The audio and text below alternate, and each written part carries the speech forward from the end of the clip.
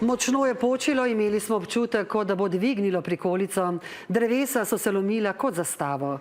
Tako opisuje trenutek groze, ko je drevo padlo na prikolico Slovenec, nekdanji rokometni reprezentant Gorazd Škof, ki je soprogo dopustoval v kampu Rapoče na otoku Lošinj.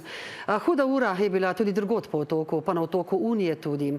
Gmotna škoda je velika, več ljudi je poškodovanih. Barbara Bašič.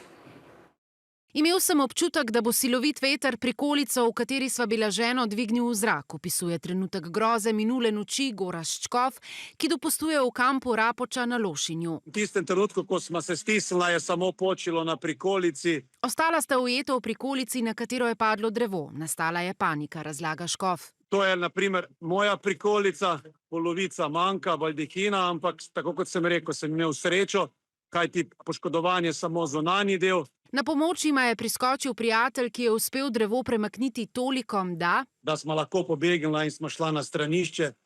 Stranišče je bilo seveda že vse polno, ljudje so jokali, ogromno je bilo otrok, seveda to je 70% je Slovencev. Tale drevesa, ko jih vidite, nekako prišel je nekakšen tornado, ki je drevesa sekal na polovici, kot lahko vidite. Tudi sobote na nedeljo je vreme že kazalo svoje zobe, razlaga Zala Franc Pavše, ki se je včeraj popoldan z družino vrnila iz mobilne hiške v kampu Lopari, ravno tako na Lošinju. Mobilno hiško je tresel, praktično slišali se je, da je en prišel zlit, hektar vode na našo streho.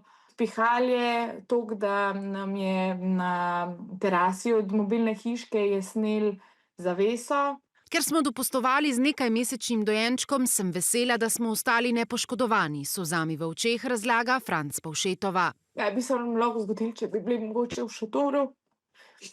Saj ne moreš nikoli predvideti, ampak v tisti situaciji me je samo gor držali.